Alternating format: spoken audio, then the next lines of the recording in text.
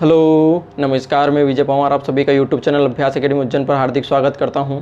तो चलिए हम लोग IBPS RRB पी और क्लर्क लेवल की पजल्स करने वाले हैं। यहां पर हम लोग 4 पजल्स करेंगे और बहुत ही अच्छी पजल्स करेंगे। पीओ और क्लर्क दोनों ही लेवल की पजल्स रहेगी, जो कि प्रीवियस ईयर्स में आई हुई पजल्स है, उसी के आधार पर और उसी के लेवल की पजल्स करने वाले हैं। ठीक है, ना तो ज़्यादा हाई है ना ज़्यादा लो है। ये पजल्स आपके सामने चल रहा है, इसको करने की कोशिश करिएगा। इस पजल्स को करने में लगभग 1 मिनट से ज़्यादा का समय नहीं लगना चाहिए। ठीक है, 1 से 1.5 मिनट में पढ़ के और सॉर्ट आउट करना है हम लोगों को। चलिए हम लोग पढ़ते हैं। 7 व्यक्ति हैं, एक गोलाकार सर्कल में बैठे हैं, केंद्र की ओर मुंह करके, ऐसा बताया गया है इसमें। ठीक है, इंस्ट्रक्शन इतने हैं, बहुत ही सिंपल सा है। ठीक है, आप वीडियो को पॉज करके पजल्स को करने की कोशिश कर लिया करो। ठीक है, मैं करता हूँ। क्या बोल रहा है, 7 व्यक्ति बना लेते हैं पहले तो। 1 2, इनका मुंह सेंटर की तरफ है। 3 4 5 6 7। ठीक है, ये बना लिया। आगे क्या बोल रहा है कि यू आर के दाएं तीसरे स्थान पर बैठा है। तो आर के दायां तीसरा स्थान पर कौन हो जाएगा, यू हो जाएगा। ठीक है, आपको ये तो पता ही होगा कि इस तरफ क्या होता है, दायां होता है, और इस तरफ क्या होता है, बायां होता है। ठीक है, तो ये पहली कंडीशंस बोले। फिर आगे बोला गया है कि क्यू और एस के बीच में 2 व्यक्ति हैं, तो इसको लिख लेते हैं, क्यू और एस के बीच में 2 व्यक्ति हैं। फिर आगे बोला गया कि एस यू के ठीक दाएं बैठता है, तो यू बैठा है, यू के ठीक दाएं एस बैठा है। और एस से कंडीशंस मिल चुकी थी हमें, एस और क्यू के बीच में 2 व्यक्ति हैं, तो 2 व्यक्ति छोड़ के यहाँ नहीं बैठेगा, तो 2 व्यक्ति छोड़ के 100% क्यू यहाँ बैठेगा। फिर आगे बोला गया है कि टी क्यू के बाएं दूसरे स्थान पर है, टी है वो क्यू के बाएं दूसरे स्थान पर है। ठीक है, ये हो जाएगा, बायां इस तरफ हो जाएगा। फिर आगे बोला वी टी का निकटतम पड़ोसी नहीं है, टी का पड़ोसी वी नहीं है, तो वी यहाँ बैठेगा।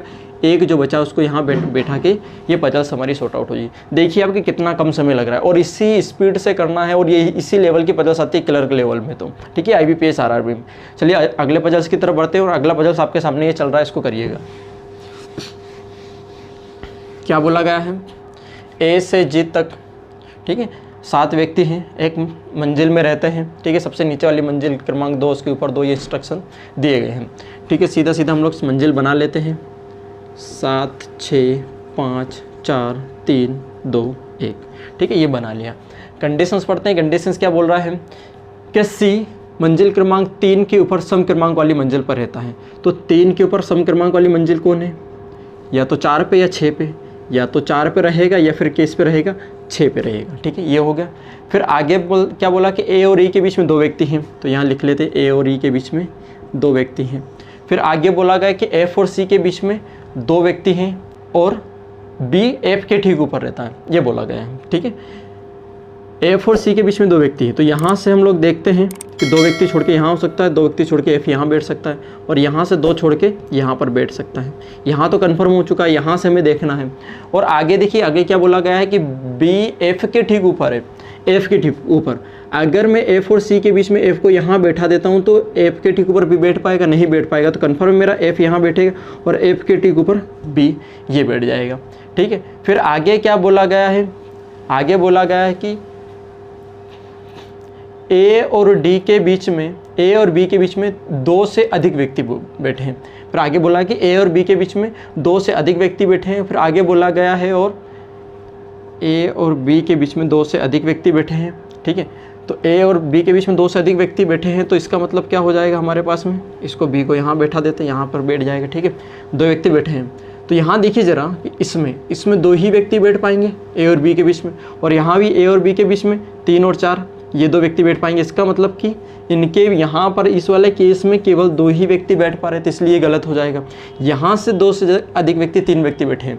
फिर आगे बोला गया है कि ए और ई के बीच में 2 व्यक्ति बैठे हैं, ए और ई के बीच में 2 व्यक्ति बैठे हैं। अब यहाँ से देखते हैं। ठीक है, ए और बी के बीच में अगर 1 2 तो 2 से ज़्यादा यानी 3 तो बैठेंगे ही बैठेंगे।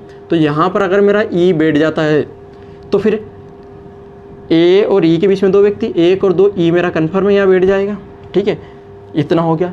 फिर आगे क्या बोला गया है कि जी डी के ऊपर बैठा है, जी डी के ऊपर बैठा है। ठीक है, ये वाली पजल्स सॉर्ट आउट हो जाएगी। ठीक है, इतना बहुत ही सिंपल लेवल की पजल्स थे। ठीक, बहुत ही एक ही बार में सॉर्ट आउट हो जाएगी, और ये क्लर्क लेवल की पजल्स इसी प्रकार की आती है, एक ही बार में बन जाएगी। ठीक है, अगर आपको भाई कुछ थोड़ा सा अगर आप नए हैं तो कोई दिक्कत नहीं, 2 केस बना लो। आपके देखो, अगर 2 केस बनाओगे और बन रहे हैं, क्लियरिटी होती चली जाएगी, तो आपके वहाँ पर एग्जाम में प्रेशर नहीं रहेगा। नहीं तो वहाँ कई बार हम एक ही केस में बनाने की कोशिश करते हैं और उलझ जाते हैं, तो वो प्रॉब्लम क्रिएट करेगा।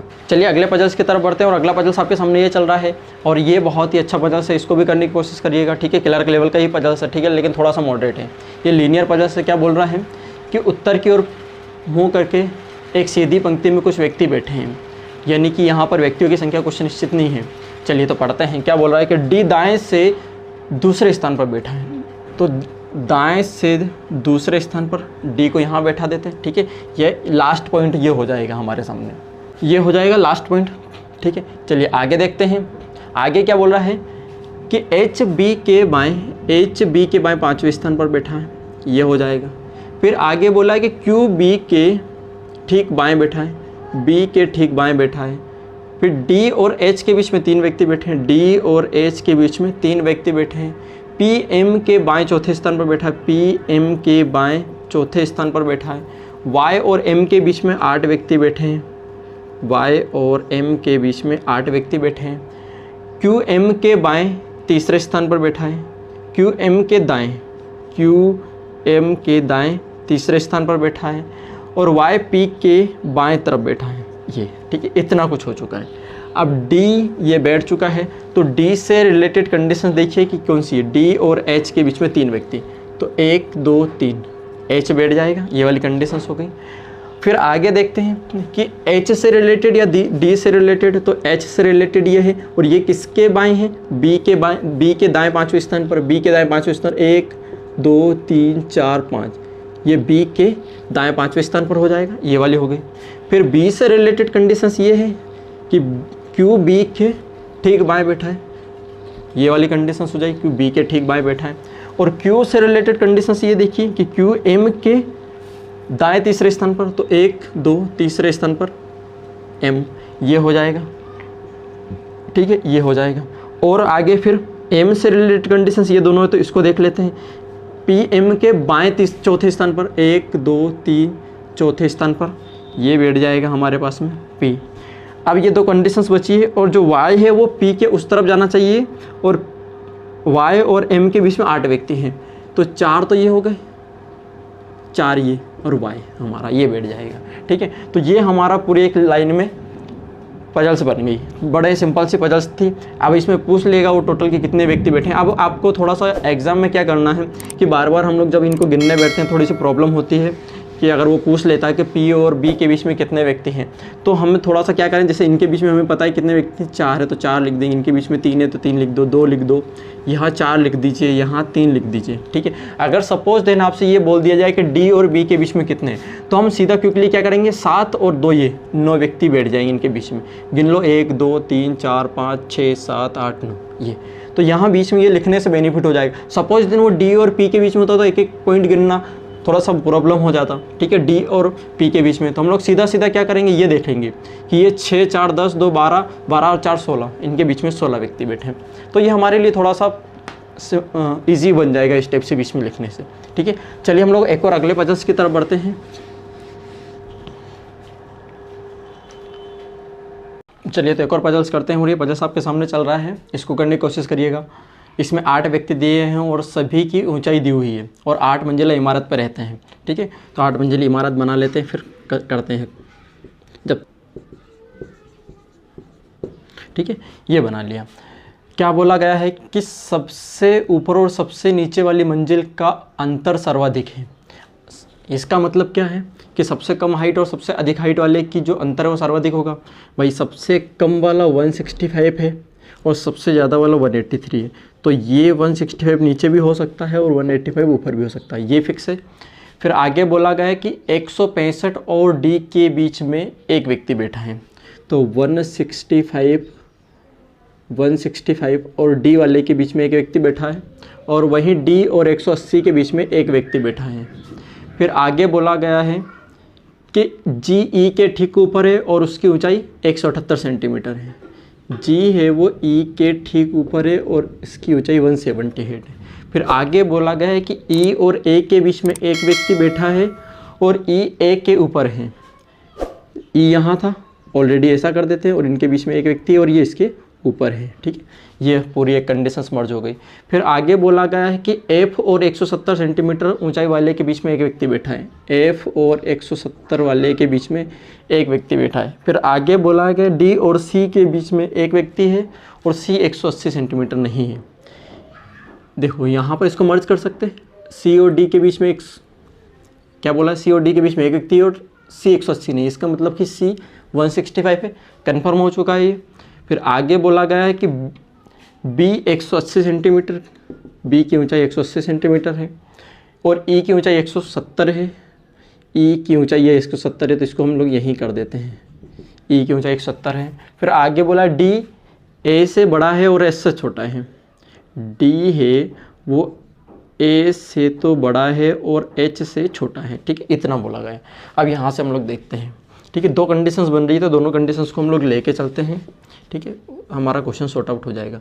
183 अगर हम लोग यहाँ हाइट रखते हैं, 183 यहाँ रखते हैं तो 165 यहाँ होगा, और 165 को अगर यहाँ रखते हैं तो 183 यहाँ होगा। ठीक है, ये वाली कंडीशंस हो गई। अब देखो ये वाली कंडीशंस उठाते हैं, इनके बीच में एक व्यक्ति है, तो यहाँ से पहले लाइन बना लेते ताकि क्लियरिटी हो आप लोगों को। ये हो गया। ठीक है, 165 और D वाले के बीच में 165 है, तो D यहाँ बैठ जाएगा और एक छोड़ के हमारा 180 वाला यहाँ आ जाएगा। ठीक है, और C 165 है, इसको यही एज इट इज़ यहाँ कर देते हैं। ये D और 180 है। ठीक है, ये वाली पूरी कंडीशंस को हम लोगों ने यहाँ कर लिया। ठीक है, अब आगे देखते हैं। आगे हम लोग इसको देखेंगे कि A के एक छोड़ के ऊपर E है और E के ठीक ऊपर G है। तो यहाँ से हम लोग देखें कि अगर मैं A को यहाँ बैठा हूँ तो E मेरा यहाँ बैठेगा एक छोड़ के, और अगर E यहाँ तो G यहाँ, और G यहाँ बैठ नहीं सकता। A को अगर मैं यहाँ बैठा हूँ तो एक छोड़ के मेरा E यहाँ और एक छोड़ के G ये बैठ सकता है। ठीक है, यहाँ भी नहीं बैठेगा, इसका मतलब एक ही पॉसिबिलिटी कि एक यहाँ एक छोड़ के E यहाँ तो G यहाँ, और G 178 है और E की ऊंचाई भी दी हुई है शायद आपको। E की ऊंचाई 170 है, E की ऊंचाई 170 है, E की ऊंचाई 170 है, और ये F और 170 के बीच में एक है, तो ये यहाँ बैठ जाएगा कन्फर्म। ठीक है, ऐसे ही अगर मैं A को यहाँ बैठाता हूँ तो E मेरा यहाँ और G यहाँ, इस वाली कंडीशन से नहीं बैठ पाएगा। ठीक है, A को यहाँ बैठाऊँगा तो एक छोड़ के E और उसके ठीक ऊपर G यहाँ नहीं बैठ पाएगा। A को अगर मैं यहाँ बैठाता हूँ तो एक छोड़ के मेरा E और G यहाँ, लेकिन E मेरा जो है वो यहाँ देखिए 170 है, तो यहाँ पर भी नहीं बैठ सकता। यहाँ पर बैठाऊंगा तो इसके ऊपर नहीं बैठ सकता, इससे ही बैठ नहीं सकता। इसका मतलब ये कंडीशंस पूरी रॉन्ग हो गई, यही चल रहा है हमारा। ठीक है, ये हो चुका हमारा। तो एक ये वाली कंडीशंस हो गई। ठीक है, F और 170 के बीच में ये इसको भी बैठा दिया, ये भी हो चुका हमारा। B 180 वाला है, तो B को यहाँ बैठा देते हैं। ठीक है, ये हो जाएगा। अब यहाँ पर एक जो बच रहा है वो हमारा कौन बच रहा है, H बच रहा है। H अब इन तीनों की हाइट है वो देखते हैं। तो हाइट हमारे पास में देखिए क्या क्या हो गई, कितने बच रहे, 165 हो गई, उसके बाद में 168 बच रही है, उसके बाद में 170 हो चुकी है, 173 बची हुई है, और 175 बची हुई है। ठीक है, तो ये इस क्रम में H सबसे बड़ा होगा इन तीनों में। भाई H सबसे बड़ा होगा, उससे छोटा D और उससे छोटा, तो सबसे बड़ा H है तो 175 ये हो जाएगी, उससे छोटा 173 ये हो जाएगा, और यहाँ से 168। ठीक है, तो ये हमारी पजल्स सॉर्ट आउट हो जाएगी। ये भी है PO लेवल क्लर्क लेवल की पजल्स है। तो उम्मीद करता हूँ कि चारों पजल्स आपको समझ में आई होगी। चलिए मिलते हैं नेक्स्ट वीडियो में। थैंक यू, जय हिंद।